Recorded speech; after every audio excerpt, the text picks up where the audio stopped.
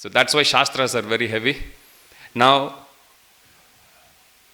Damodar Pandit, he is a personification of the Shastrik injunctions. So it's mentioned that whenever he sees associates of Lord Chaitanya Mahaprabhu even slightly deviating, immediately he'll draw the line. Immediately he'll bring everyone in line and asking them to follow the process strictly. And the more strictly we practice Vaidhi Bhakti, just like it's mentioned in the Shastras, if you want to achieve perfection by serving the Supreme Lord in different Dhamma, then you need to follow the appropriate process for that particular Dhamma. For example, if you want to attain perfection in Vrindavana, it's mentioned, of course, Yuga Dharma is there, but there's a special process also that's there, which is to roll on the dust of Vrindavan Bhumi with that Vrajaduli. When you get the mercy of that dust of Vrindavana, then we will attain perfection. If you are in Navadvip Dham, needless to say, we have to chant the holy name of the Lord. Hare Krishna, Krishna Krishna, Hare Hare, Hare Ram, Rama Rama, Hare Hare. Vrindavan also you need to chant. But there is a special mercy also that's there. In addition to chanting, if you roll on the ground, dust will give you. In Navadvip Dham, you simply chant the holy name. You will get all the mercy. In Jagannath Puri, of course, you will still chant the holy name. But in addition to that, how do you attain perfection? Louder. Yes, easiest to process. Simply by eating Mahaprasad. That's why it's considered the most merciful of all the dhams. When Supreme Lord, he introduced all the processes. He sees Hare Krishna devotees dozing off while they chant. Supreme Lord thought, I need to come up with something even more merciful. Have you ever come across anyone sleeping with the Mahaprasad plate in front? Definitely not. When we'll be extremely awake to see what's in other devotees' plate also and how much more is left in the great tray. So, the process varies. However, the underlying thread, the underlying element that's common across all the dhammas is chanting the holy name of the Lord. That doesn't change. So, in Vaishnava etiquette, there are rules and regulations that are given. The whole idea of actually having Vaishnava etiquette to deal with each other is to understand what is the common norm. If I'm acting within that norm, then I don't need to bother about, first of all, falling down, and second is offending other devotees. Without that, it's extremely difficult to understand whether I'm offending the other person or not. I don't know what is acceptable. And if two conditioned souls come together and there is no etiquette, then it's totally subjective, whatever conclusion they come to. So what is good for one will be bad for the other person. And it will cause more confusion, more offense also. So following etiquette is extremely important. Studying Shastras is extremely important. And when it comes to dealings, we are not talking just dealings between two devotees. Dealing between the devotee and the holy dham. There is a certain etiquette. How we have to deal with the dham. Dham is also a personality. When you go to Vrindavan, for example, the first way how you greet the dham is, you roll on the dust of Vrindavan. Next time you go, how many of you have been to Vrindavan here? First thing you do is, even before you get off from the vehicle, you land with your head first. No, you don't need to do that much if you can. That's good. At least as soon as you step on the ground, you need to roll on the dust. That's how you greet. That's how you take the mercy. That's how you respect the dham. So that's the norm. Now, don't try doing that in North Sydney. This is not a norm here. Do you understand? So there is a certain etiquette how you deal with every personality. So same way in Bhakti also, we are establishing a relationship with Krishna. And the way how we establish that relationship is by following these rules and regulations. Some of the rules, it's easy for us to relate to. Like for example, you look at the other person greeting this way, it's common. in many cultures. Even in Western culture, people will understand when you do this. Or even if you raise your hand and say hi, people understand. It's a way how you actually respect the presence of the other person. So one of the rules of Vaishnava etiquette is, when you look at other Vaishnava, you are supposed to smile. Vaishnava or Vaishnavi. You greet the person. Otherwise, if you are giving a very strong look without really responding to the other person, then it is considered an aparad. So we should not neglect other Vaishnava, fellow devotee, like that. So if you read the rules and regulations, that's there. You can read all of them. It's in Nectar of Devotion. You can read. You will come across with all the nitty-gritties that's there. Sometime we can go through them. But point we have to understand is that there are rules and regulations that are kept, and they are kept just to protect our souls. Just to protect us rather. As long as we follow the rules and regulations, then we are guaranteed, because many times we don't know whether we are progressing or not. How many of you have that doubt? I am chanting. Somehow beads are moving. I also don't know how it did, Somehow my counting beads say I chanted 16 rounds. Somehow I am looking at the clock. It's already 9 o'clock. At least I have eaten 3 times prasad. So, but we don't know how much we are progressing. But one way how we can be sure that we are progressing is, we can see how much, if we analyze, we see how much we are within the boundaries of the etiquette. How much we are actually practicing. That is also a good KPI for us to understand. The more we, or even slightly we deviate, we can understand that much I'm still outside on my own, and it's dangerous, I need to come back in immediately.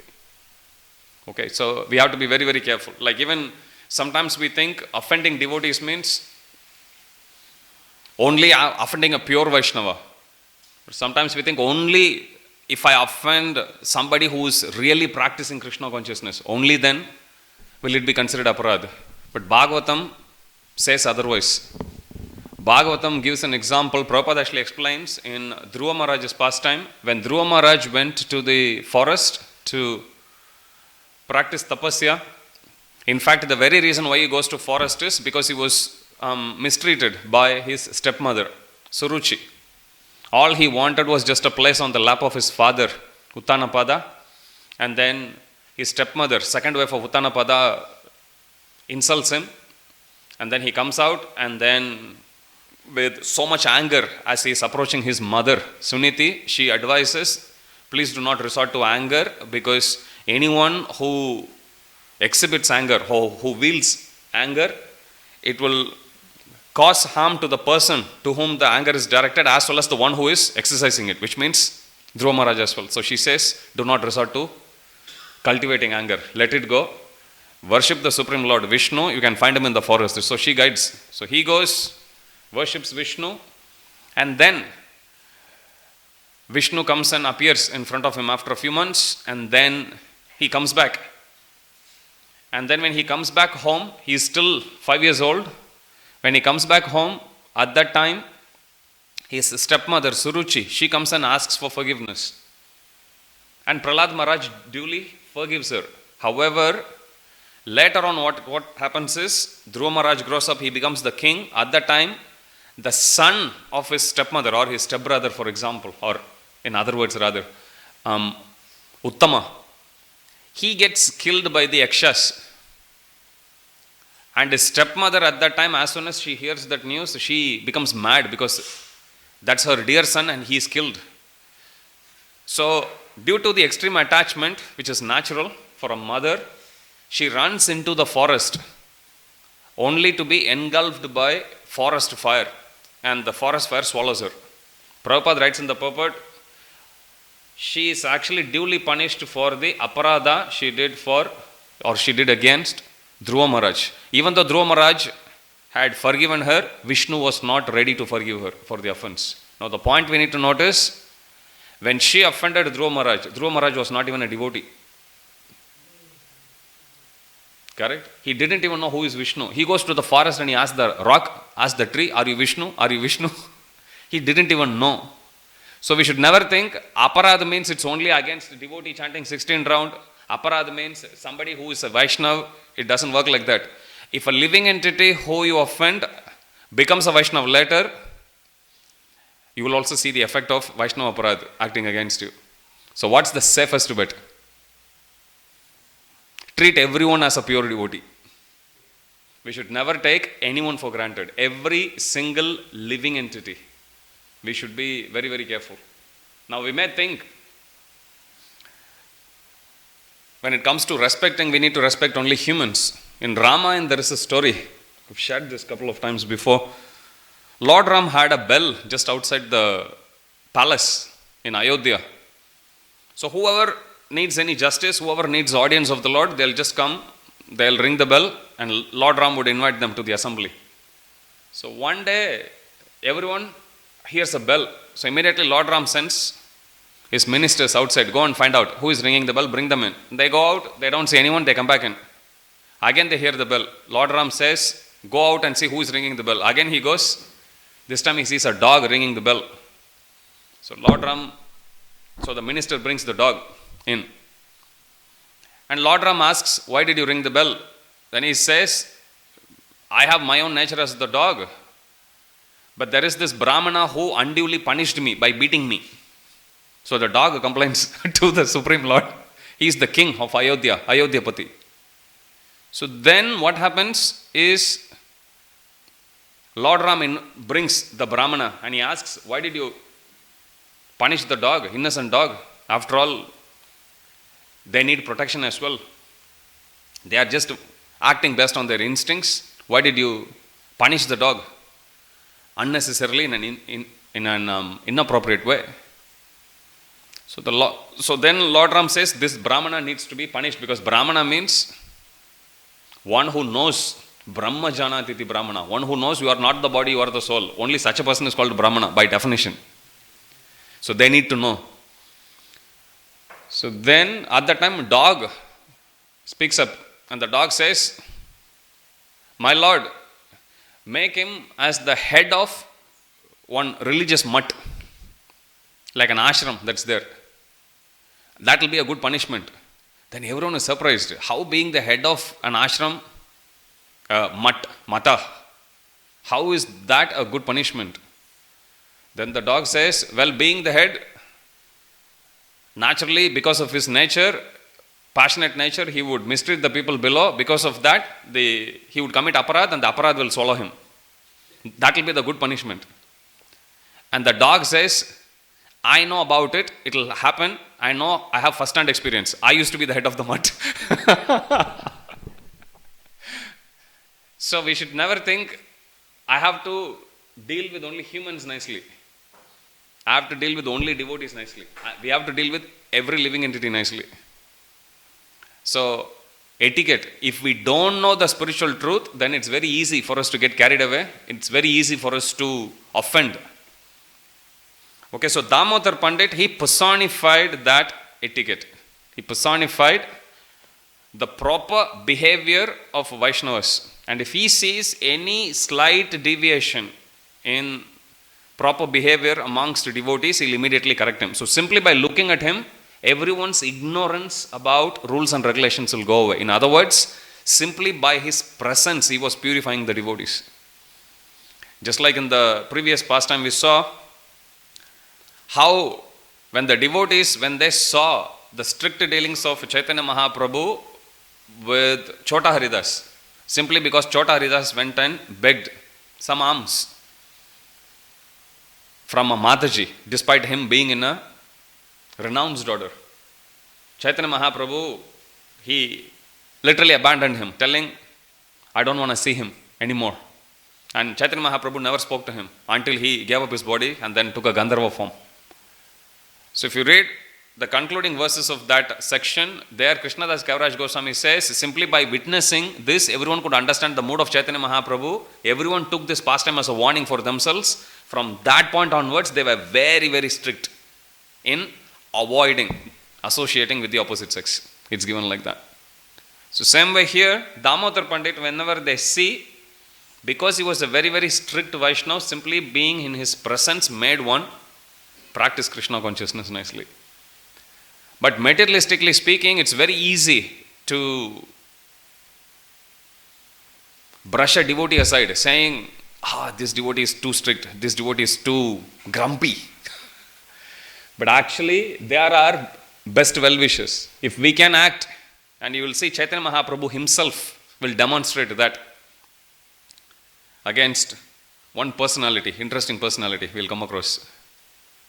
How even somebody who is criticizing Chaitanya Mahaprabhu would take it seriously to say, no, if I act nicely, there is some discrepancy in my behavior. That's why that personality is criticizing me. I will behave properly. Chaitanya Mahaprabhu would take it like that.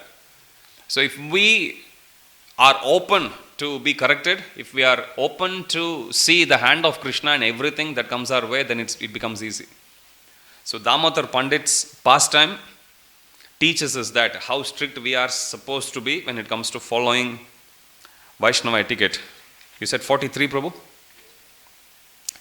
44, Untitled Chapter 3, text 44. Everyone knew that Damodar Pandit was strict in practical dealings. Therefore, everyone was afraid of him and dared not to do anything independent. Damodar Pandit would verbally chastise every devotee of Sri Chaitanya Mahaprabhu whom he found deviating even slightly from proper behavior. Thus, he established the standard etiquette. In this way, I have described Damodar Pandit's verbal chastisements. As one hears about this, atheistic principles and ignorance depart, simply by hearing about it. The pastimes of Sri Chaitanya Mahaprabhu are deeper than millions of seas and oceans. Therefore, no one can understand what he does or why he does it. I do not know the deep meaning of Sri Chaitanya Mahaprabhu's activities. As far as possible, I shall try to explain them externally. One day, Sri Chaitanya Mahaprabhu met Haridas Thakura. So now we are entering into the section about glories of Haridas Thakur. So this section, for about another 50 verses, we will see conversation between Haridas Thakur and Lord Sri Chaitanya Mahaprabhu. Haridas Thakur is Namacharya. Chaitanya Mahaprabhu is Yugavatar. What do you think they will be conversing about? Any guesses? When there is conversation between Namacharya and the Supreme Lord who is Yugavatar, what do you think will be the topic of discussion? Holy name. So in these verses you will see the glories of holy name being extolled again and again and again. One day Sri Chaitanya Mahaprabhu met Haridas Thakura as usual, and in the course of discussion he inquired as follows: My dear Haridas Thakur, my dear Thakur Haridas, in this age of Kali, most people are bereft of Vedic culture and therefore they are called Yavanas. So you come across this word Yavana. Yavana means those who don't follow the Vedic culture. Those who are meat eaters, those who don't follow the four regulative principles. They are called Yavanas. They are concerned only with killing cows and Brahmanical culture. In this way, they all engage in sinful acts. How will these Yavanas be delivered? To my great unhappiness, I do not see any way. So this is what Chaitanya Mahaprabhu is asking Haridas Thakur, how those who don't follow the Vedic culture, how will they be delivered? Shastras say there are 13 witnesses for every activity that we do. Suryognikam Maruddeva Soma Sandhyahani Dishaha Kam Khu Swayam Dharma Iti Hiyete Dahyasya Sakshinaha. There are 13 witnesses. Surya, sun. Agni, fire. Kham, sky. Marut, wind. Deva, demigods. Soma, which is Chandra or moon. Sandhya, which is evening. Sandhya means the junction of day and night, that is evening. Soma, Sandhya, Ahani. Ahani means day and night. Dishaha, directions. 10 directions, north, south, east, west, northeast, northwest, southeast, southwest, above, below. All the directions. Kamku, water, land. Swayam dharma iti. Dharma here refers to both Yamaraj as well as Paramatma. So these are the 13 witnesses. Surya, Agni, sky, Kham, Marut, wind, Deva, demigods, Soma, Sandhya, which is evening. Soma is moon, Sandhya, evening, Ahani, day, night, Dishaha, directions, Kham, Ku, land, water, Swayam Dharma iti, Paramatma or Yamaraj. So that's 13 witnesses. Any activity that we do, these 13 witnesses, sometimes I think one witness is enough, right? In all of them. Direction. How can you be in a place which has no direction at all?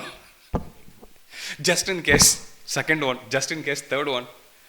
So we can never escape whatever activity that we do. In South India, there is an Acharya, a great devotee by name Kanakadas. Heard about Kanakadas? From Karnataka, Udupi. He is not a Brahmana, he comes from a very low caste, so to speak, but a very great devotee.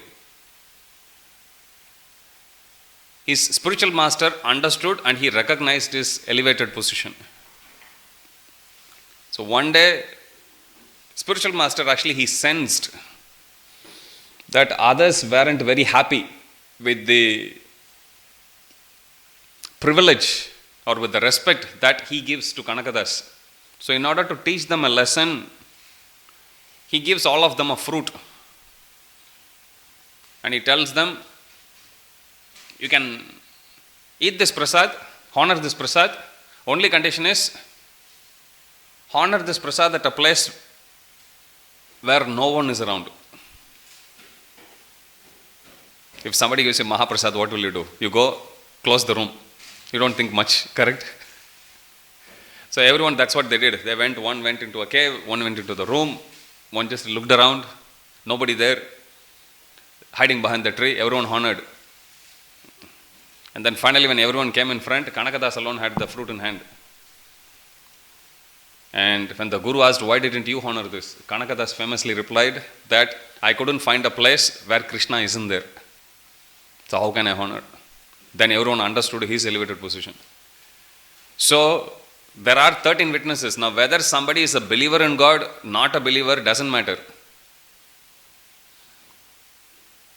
13 witnesses, they'll keep on jotting down. They'll give information. It's like CCTV camera, all directions, everywhere.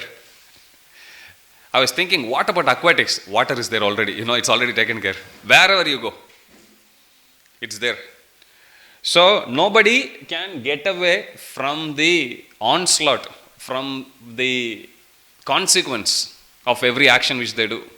Now Yavanas means somebody who are not educated in practice of Vedic culture, which means by default they'll be following what the mind says. When somebody follows the dictations of the mind, 100% we can guarantee that they are doing sinful reactions, sinful activities. So here Chaitanya Mahaprabhu's compassion is about delivering them. How can even those people who don't actively seek Vedic practices, who don't actively seek association of devotees or any sort of religious practice, how can they be delivered? Haridas Thakur replied, my dear Lord, do not be in anxiety. Interesting, right? One hand we see Kunti Maharani asking Krishna, please give me problem again and again. And if you think that is very strange, what about this? Devotee is telling the Supreme Lord, please do not be in anxiety. My dear Lord, do not be in anxiety. Do not be unhappy to see the condition of the Yavanas in material existence. This is the mood of the most confidential devotee of the Lord. Nacha tasman manusheshu kaschin me priya krittamaha bhavitana chame tasmad anya priyataro bhavi. There is no servant in this world more dear to me than one more dear. Who is the most dear servant? One who shares this message of Bhagavad Gita, Bhagavatam, Caitanya Caritamrta. One who shares this message with everyone, they become the most confidential devotee. Not only now, but forever. And Krishna is giving a blanket statement there. Krishna's instructions are all absolute. Whatever Krishna says, you can take it, go to the highest planetary system, Satyaloka, or you go to the lowest planetary system. It will still work. Correct? You can be in human form of life, you can be in animal form of life. It doesn't matter. It will still work. Animals also can be delivered. Simply hearing the holy name, being in the association of devotees, chanting, jumping up and down, they will also go back to Godhead. So many pastimes are there. How Nimai, he delivers a puppy. There is a pastime that's there in Chaitanya Bhagavat. One day baby Nimai, he brings a puppy. But his parents, his whole family, they are family of Brahmanas. So they don't allow the dog to come in. They take the cows in, but not the dogs. So baby Nimai, he left the puppy there in home and he went to play. Meanwhile, Sachimata, she let loose the puppy to go to the mother dog. And then later on, baby Nimai comes back and asks, where is the puppy? Then Sachimata says, well, the mother dog came, barked, so the puppy also went. Meanwhile, the puppy, after being embraced by this beautiful golden child, Nimai, he goes into ecstasy, and in the marketplace, it raises its two arms, standing on only two legs, and saying, Hari Bol, Hari Bol, Hari Bol, and right in front of everyone's eyes, it quit its body, boarded a Vaikuntha plane and went back to Godhead. So whatever Krishna says, whatever instructions Krishna gives, they are absolute, beyond space and time. It applies for all 8.4 million species, it applies for all the ages. When Krishna speaks about mind control, when Krishna speaks about how his devotees can be happy, it applies to people not only in this Kali Yuga, on all the yugas. It applies equally. So here, Haridas Thakur being the most confidential servant, when Supreme Lord goes into anxiety about for what? How to deliver all the fallen conditioned souls, the pure devotee, most confidential devotee goes and pacifies the Lord. My Lord, please don't worry, we will do something. We will do book distribution. We will do Harinam. We will do Prasadam distribution. We will share this message with everyone. We will give Sadhu Sangha to other people. That is the activity of the most confidential devotee.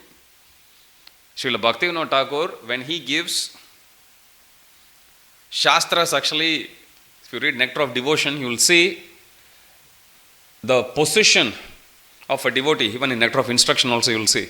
The position of a devotee is determined whether they belong to Kanishta, Madhyama or Uttama, based on faith and based on knowledge also.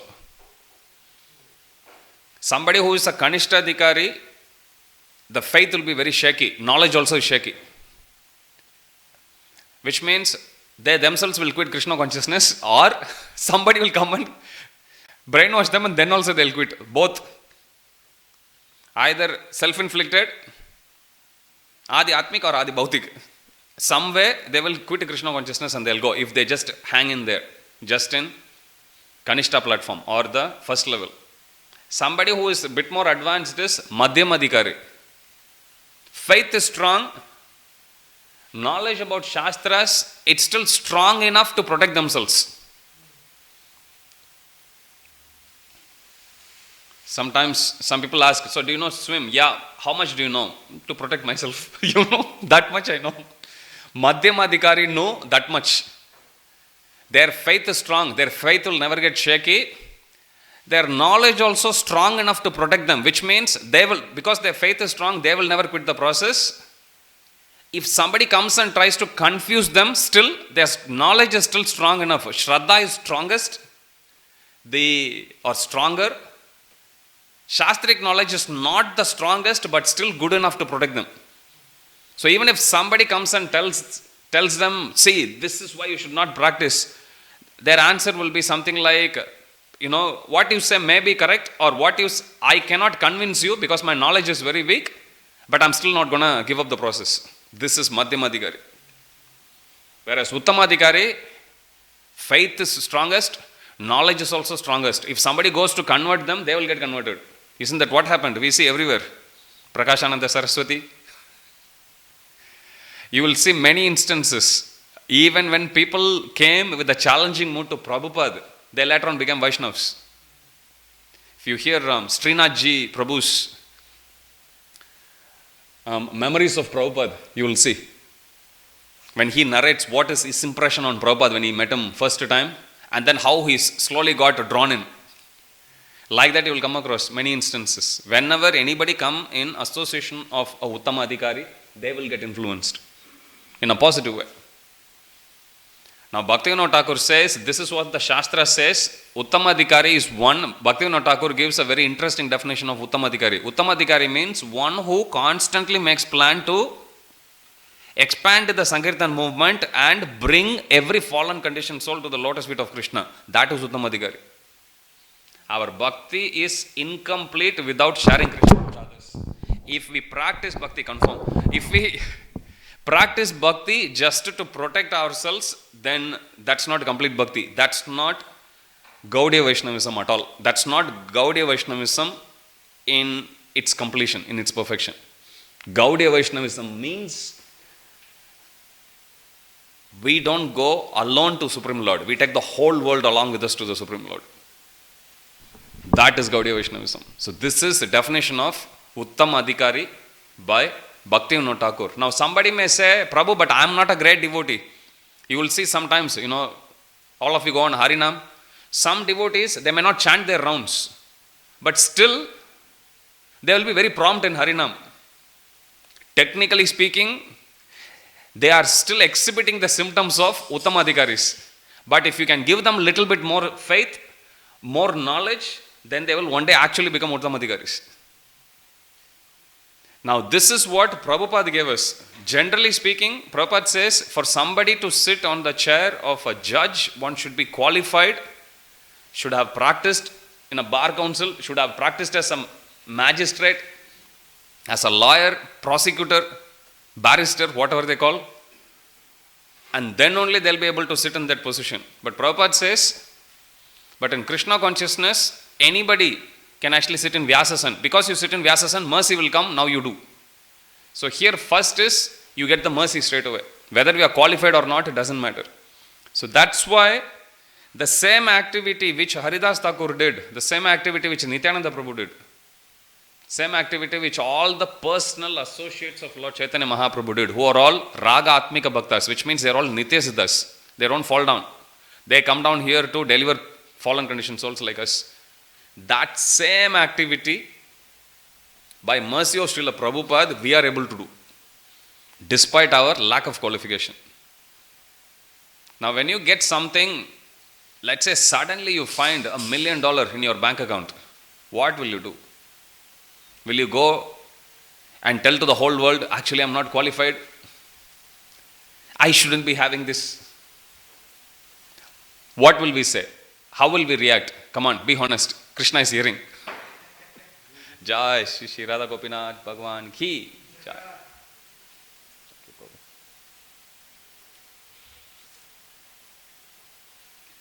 What will we do if we suddenly find $1 million in our bank account? You go and return it back to the bank? Come on. One Prabhu is saying like, no Prabhu. Correct? We think somehow or other, see, my good karma brought me something. Immediately make plan. I don't have to work, at least not for next 10 years. You make all plans. I'll buy this, buy that and everything. Same way here, we are given a privilege that is actually reserved only for pure devotees. Most confidential devotees of Lord Chaitanya Mahaprabhu. Reserved only for Uttamadhikaris. And that is the opportunity to share about Krishna with others. So we should not think, I am qualified, not qualified. Prabhupada says, the only qualification we have is, we have the order of Guru. Prabhupada said, preach, we preach, that's it. And Prabhupada also humbly saying, my Guru Maharaj said to preach, so I am preaching, that's all.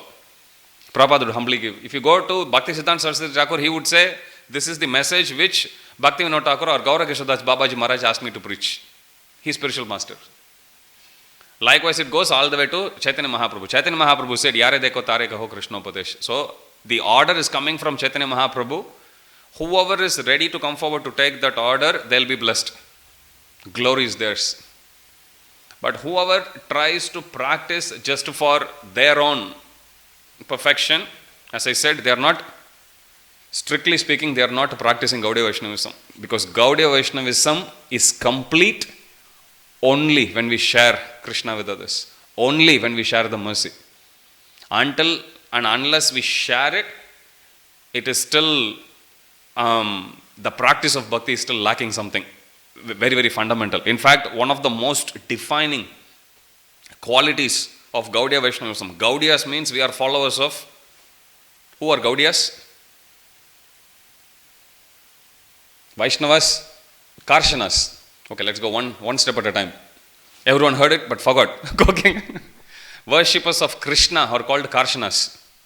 Worshippers of Vishnu are called Vaishnavas. Worshippers of who are called Gaudiyas? Okay, closer. Okay, even more closer.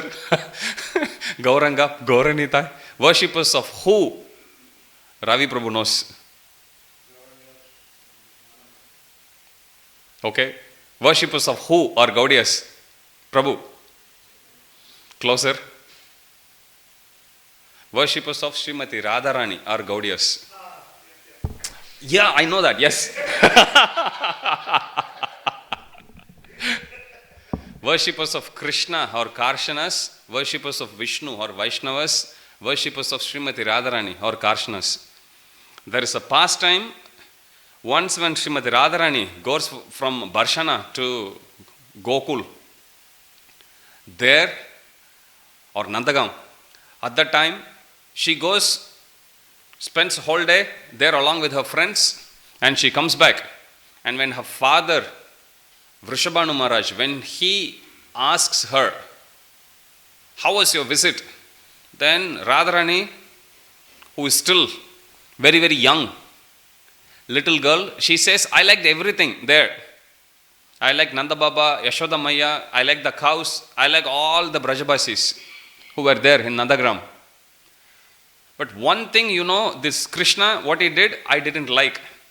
Then Vrishabhanu Maharaj lifted this little girl, Srimati Radharani, put her on his lap, and then he asked, so what did he do?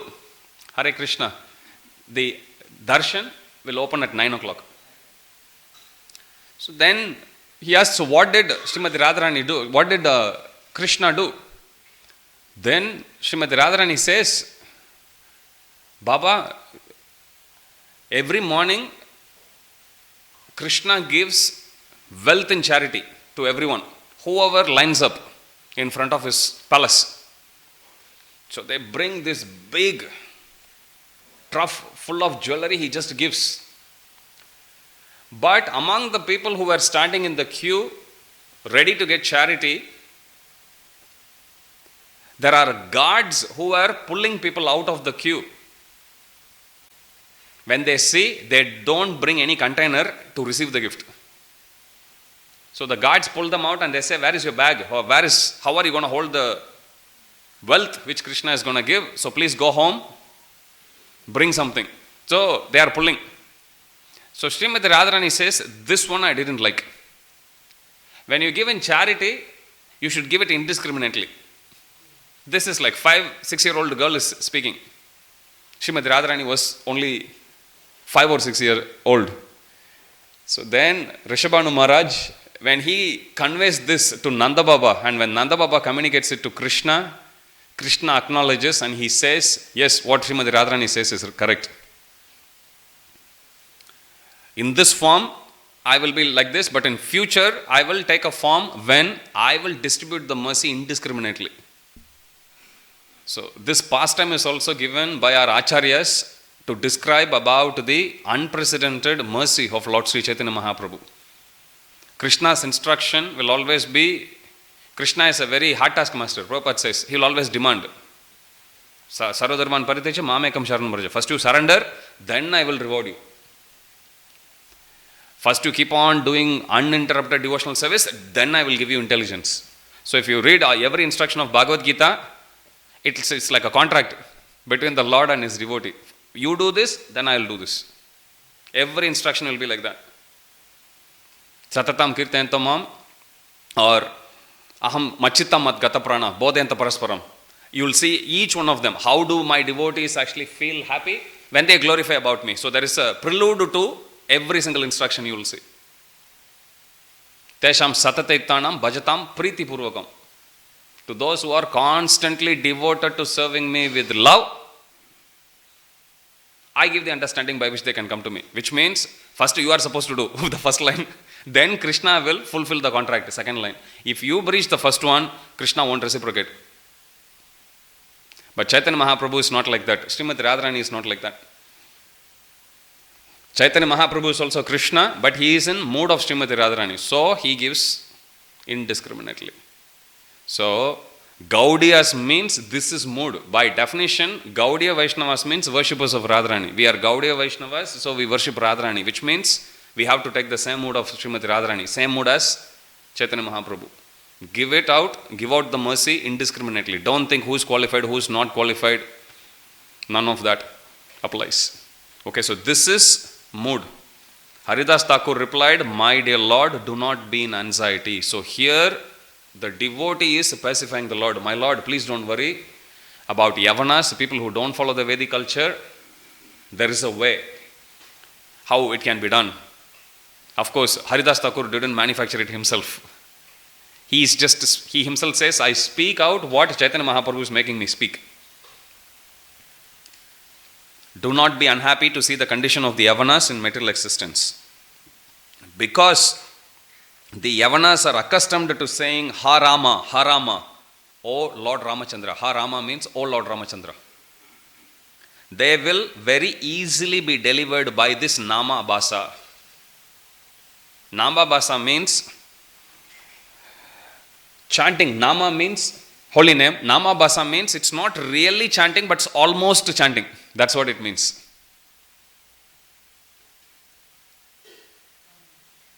Unintentional, unconsciously. Namno hi yavati shakti, papa nirharane harihi, tavat kartum na shaknoti, patakam pataki naraha. Simply by chanting the holy name of Lord Hari, even once, even unconsciously, one is able to counteract reactions to more sins than one is able to commit. When you read that verse, you think like, what is it? Did I read that correct? I'll repeat it again. By chanting the holy name of Lord Hari once, even unconsciously or unintentionally, a sinful man is able to counteract reactions to more sins than he is able to commit. Brihad Vishnu Purana. Which means, if you chant once Krishna, then how many ever lifetimes you take, you can keep on doing sins. Don't try it. I'm just saying, this is what the verse is saying. Even if you keep on trying to do sins, you will never be able to counteract the shukriti that it brings. You understand? That's how powerful it is. Kechit kevalaya bhaktiya vasudeva parayana aham dunvanti katsneya niharamiva bhashkara. How it is, Bhagavatam explains in 6th canto. Just like how early in the morning, first ray of the sun is enough to dispel the darkness and to burn out all the fog. Like that, even if casually one chants the holy name, even unintentionally, jokingly, if one chants the holy name of the Lord, that alone is actually enough to wipe out all your bank balance, karmic bank balance. So that's what it means. Because the Yavanas are accustomed to saying Harama, Harama, O Lord Ramachandra, that's the meaning, they will very easily be delivered by this Nama Bhasa. Okay, Nama Bhasa means shadow chanting. It's not really chanting, but it's almost chanting. There's Nama Bhasa, Nama Aparada, and then there is Shuddha Nama. Offensive chanting, shadow chanting, offensive chanting, and pure chanting. A devotee is in advanced ecstatic love explains, Oh my Lord Ramachandra, Oh my Lord Ramachandra, But the Yavana also chant Harama, Harama, just to see their good fortune. Namacharya Haridas Thakura says, the authority on the chanting of the holy name said, the chanting of the Lord's holy name to indicate something other than the Lord is an instance of Namabas. Ajamila, when he was about to die, he called the name Narayana, but not addressing the Supreme Lord Narayana. His son's name is Narayana. His little kid was playing. In that helpless state, he is calling Narayana, Narayana. Just like in a helpless state, sometime you will call out your near and dear ones. So even though he called his son, still the Vishnu Dudas, simply upon hearing the word Narayana coming out of his mouth, they immediately came to his rescue. Okay, it's in 6th canto of Srimad Bhagavatam. Bhagavata Puran says that. So, same way, here even though they are not intentionally chanting the holy name of the Lord, before they kill the animals, before they are chanting Harama, almost mimicking the ecstatic loud chanting of the holy name of Lord Ramachandra by the pure devotees, they will still get the Shukruti. Even when the holy name is chanted in this way, its transcendental power is not destroyed. Even a mlecha who is being killed by the tusk of a boar and who cries in distress again and again, Harama, Harama, attains liberation. What then to speak of those who chant the holy name with veneration and faith? So these extra examples are given for those who even unintentionally do. What to speak of us who come to temple, worship Krishna, chant Hare Krishna? What to speak of the benefit that is awaiting us? So here, Namacharya Srila Haridas Thakur, he guarantees that we'll surely get liberated, simply if we continue to chant the holy name of the Lord. Ajamila was a great sinner during his life, but at the time of death, he accidentally called for his youngest son, whose name was Narayana. And the attendants of Lord Vishnu came to relieve him from the bonds of Yamaraj, the superintendent of death. Krishna, as I said, he is hard task master. Yayata mam prapadyante. As you worship, Krishna will reciprocate accordingly. If you look at how baby Krishna killed Putana, in previous incarnation, Supreme Lord came as Vamanadev. So when he comes as Vamanadev, the daughter, some places I have heard it as sister, but one of that is true, of Bali Maharaj. When she looks at Vamanadev, who's like this dwarf Brahmana, very cute looking Brahmana, with this effulgent form, when he is walking, she is thinking how much I would like to have him as my child. Then later on, as Trivikrama, he expands his form and then he scales higher planetary system in one, Bhumandala in second, and third step he puts on Bali Maharaj's head, pushes him down to Sutala Loka, to below the Bhumandala. At that time she thinks, if only he is my son, I will poison him to death. So Krishna remembered both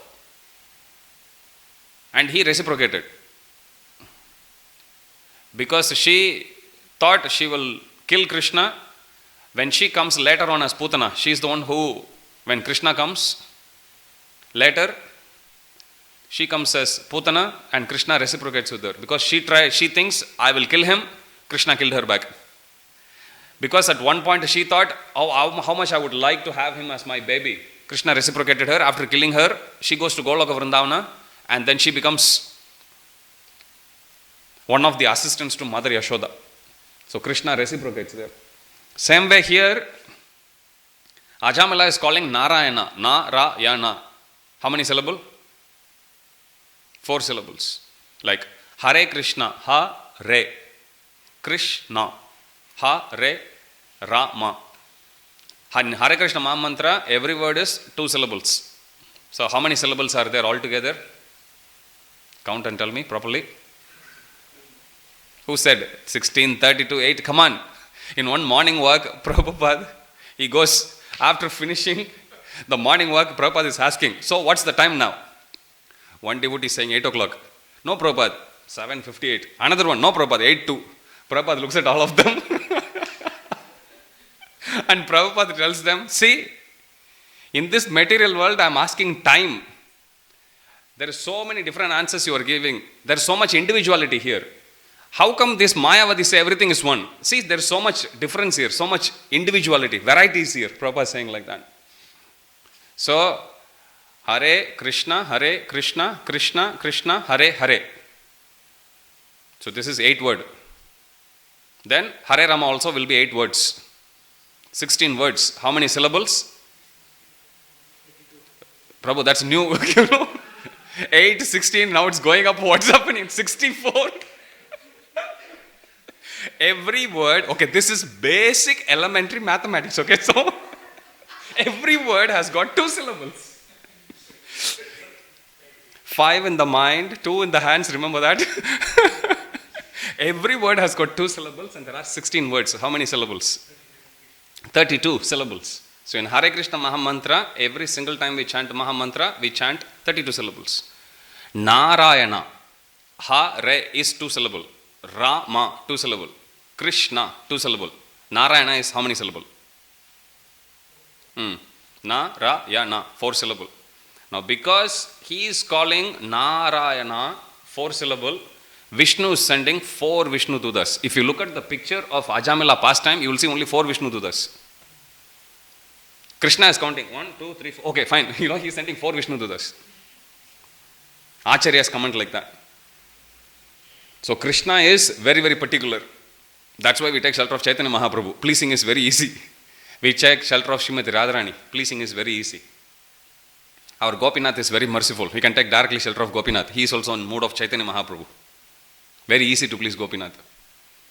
Okay, so Narayana, because he chants 4 syllable holy name of the Supreme Lord is reciprocating. He is sending 1 Vishnu Tuda for each syllable. So 4 Vishnu Tudas he sends. Like that. Okay, likewise it's mentioned that he committed aparad. Ajamila committed aparad. Deha, Vak, Buddhi, mind, words, deeds. Because of that, 3 Yamadudas also come. Very meticulous law of karma, if you see. Even in Mahabharata, there is this story of Dhritarashtra.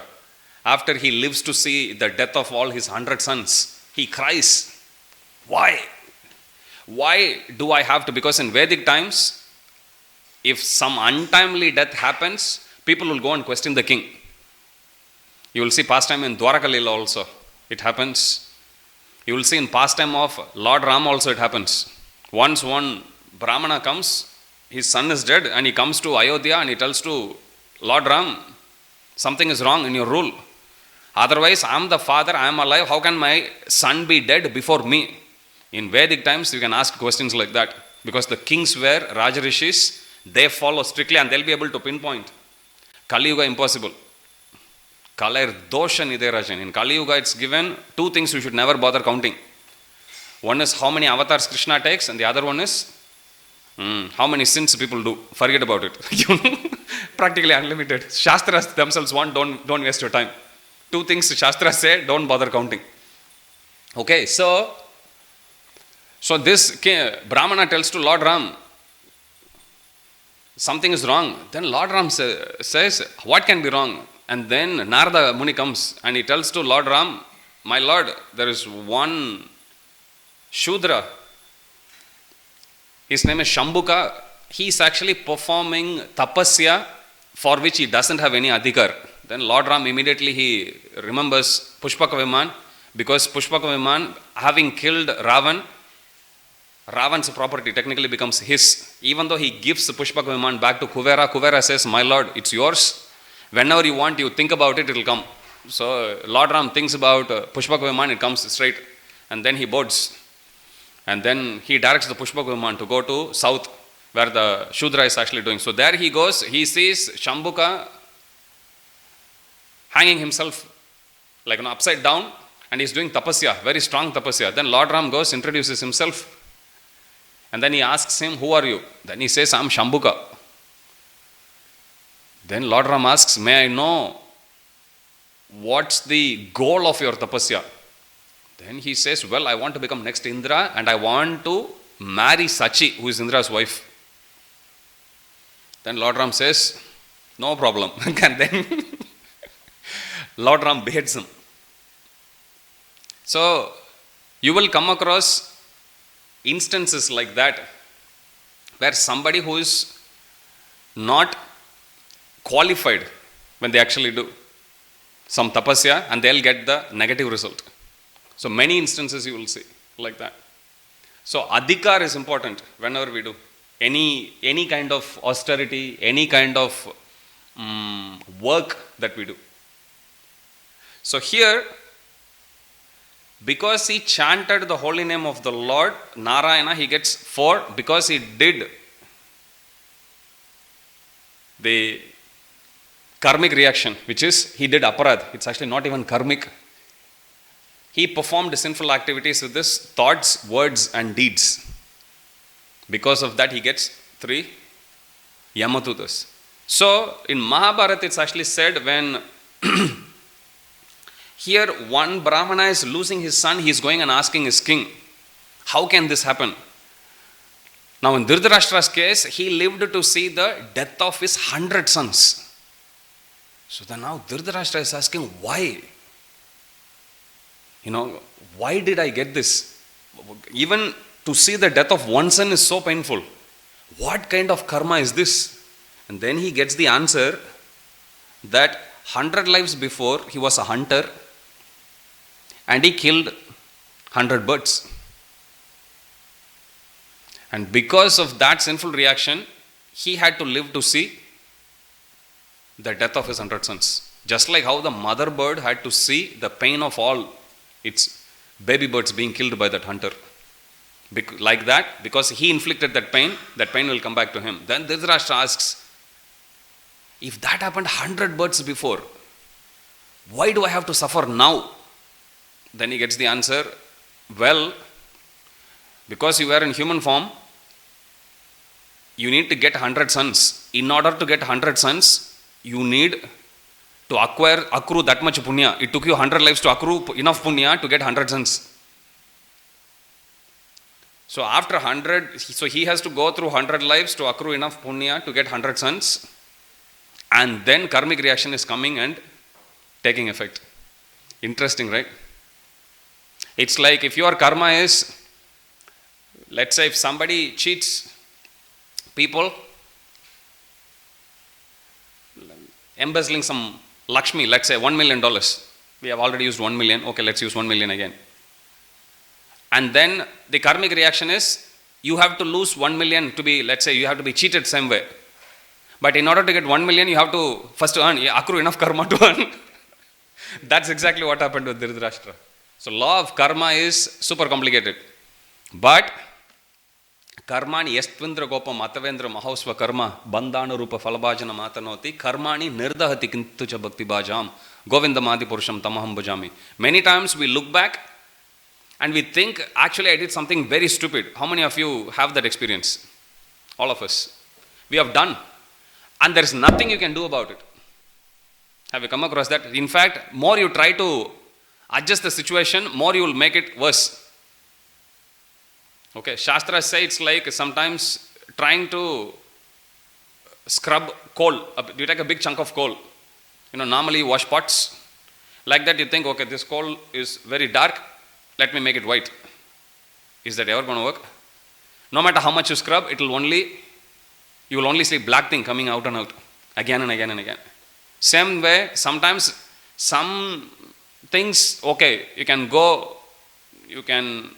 revoke some ill effect of that. Somehow you can patch up.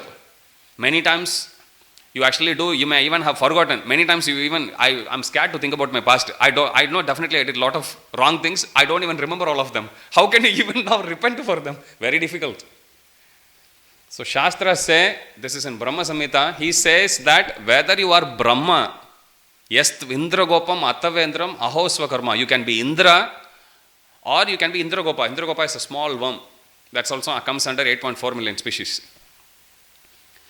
From higher planetary system down to lowest, everyone is going under the cycle of karma. Some you already did, you already experienced, some you are now getting influenced by, but in future also something will come back and hurt. So all kinds of karma are waiting for us. Prarabdha, Aprarabdha, Kutam, Bijam. It's in Bhakti Rasamrita Sindhu. You will study the whole cycle, karmic cycle. Interesting topic. So, and we are in this world where we have karmic reactions at different stages ready to take over us.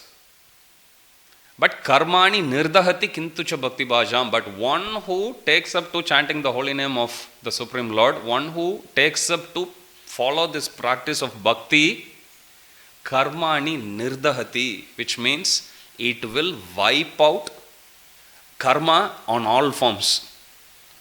Some punishment you may already be in, but as soon as you take shelter of Krishna, you will see them going away. Do any of you have experience? You know that this is it. And you know exactly also sometimes karma will remind you also that, yeah, in the past I actually did this to someone and it's going to affect me. And it looks like it is coming. Sometimes you know exactly the moment when you know you are going to catch cold or you already caught cold. And there is very little you can do. You start to speak and it sounds like your grandfather. Have you come across that? It's like that. Okay, so, but even in that stage, something where it is already manifested, even from that stage, literally from inside the jaws of death, Krishna can still pull us out if we take to the shelter. That's why there are 6 effects that is given for the practice of bhakti. Very first effect is kleshagni. Gni means that which destroys. Klesha means difficulty. As soon as you take up to the path of bhakti, first effect is you will be happy. You don't know why, but you will be happy. Some of you may be visiting temple every day, once a week, once a month, once a year, doesn't matter. But whenever you come to temple, you will feel little peaceful. You will have all the trouble, any trouble, financial trouble, job trouble, relationship trouble, anything. You come and you will think, I am going to talk to Gopinath. Open Gopinath plays flute, you look at him, he feels happy. Looking at him, you will also feel happy. Correct? How many of you make a plan to come and offer prayer, but then come here and forget about it? Happens to me every day. When I am in the ashram upstairs, I think, okay, this is what I am going to tell to Gopinath. Gopinath, I am coming. And by the time you bow down, you look at it, you look at the lotus feet. Wow, such a beautiful dhoti Gopinath is wearing. Nice garland, nice pagadi, everything. Look at Srimati Radharani, blessings. Srimati Radharani, first she will bless you. After that, you can offer the prayer. Radharani is so merciful. She will never even wait for us to offer prayer. Immediately, okay, take it. This is Abba Mudra. If you look at it, then all the fear goes away. It's in Gautamiya Tantra. Radha Kripa Kataksha, written by Lord Shiva, he says, Radharani's hands, if you have fear, if you are scared of anything, you just look at the hand of Srimati Radharani. This is Abha Mudra, which means, don't worry, I'll take care. That's what it means. Okay. This is Pranam Mudra. This is Varada Mudra, Balaji. Okay, but this is Abha Mudra. Our Radharani is showing Abha Mudra. So you just look at the hand, look at Srimati Radharani, you will be very blissful. And you go, even though you know, I haven't really offered the prayer which I intended to, you will still feel happy and you still feel as if the problem is already taken care. And surprise, surprise, actually the problem will be taken care by the Supreme Lord. Okay, you have come to Him, He will take care. Okay, we'll stop there. Yes, Prabhuji. And we'll continue tomorrow.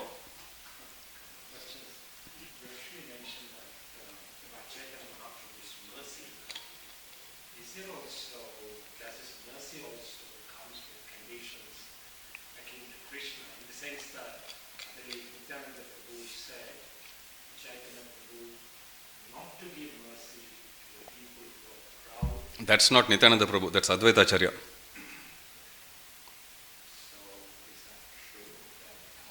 Mercy will be there.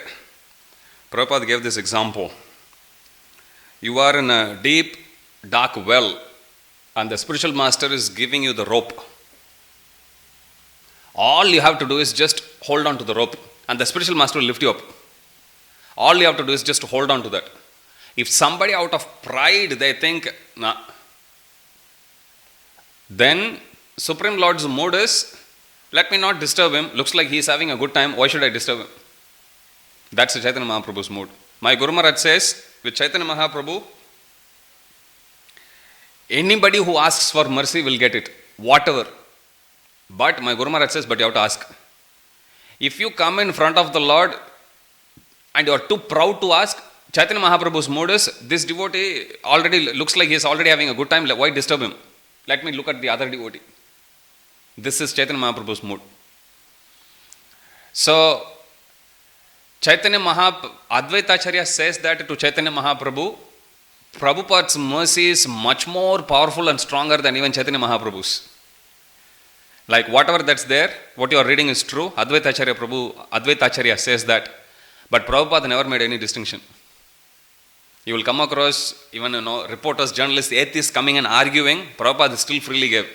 And there are people who with a little sanity in mind, they were able to take up bhakti. But there were people who were too proud not to take. But Prabhupada was indiscriminately still giving. Okay, so the rope will still be thrown indiscriminately to whoever wants.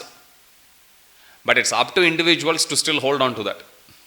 If somebody is saying like, no, I don't want it. So then Chaitanya Mahaprabhu, why would he interfere in their free will? So that's the point.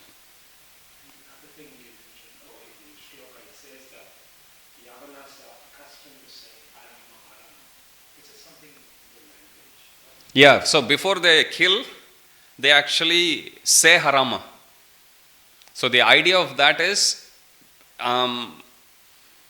the Shastras actually say, when they actually chant that and say Harama and they kill, they are in effect signing an agreement that in this life, I am killing you to satisfy the palate of my tongue. And I give you the right to do the same to me in future. That's what it means. So that's why Prabhupada actually explains, law of karma is very intriguing, very complicated, because Krishna himself says to Arjuna, Kim karma, Kim akarmeti, kavayopi atra mohitaha. He says, even the most learned person, they are bewildered by the intricate workings of karma. Why? Somebody who is there, let's say if somebody kills a cow, Shastras say, whoever kills the cow has to be born as an animal for how many births? As many hairs as there are on the body of the cow. Literally what, like millions? That's how many times, and every time he'll be put through the same situation. Now imagine if somebody else comes and kills, then he is already part of one karma. He will get inflicted in some other karma, correct? It's not like the same cow is going to come and kill him every single time. So now it keeps on perpetuating. So that's the issue. But Harama, that they do. That's what here he is saying. Actually, Yavanas, they chant Harama. But Harama there refers to that agreement. That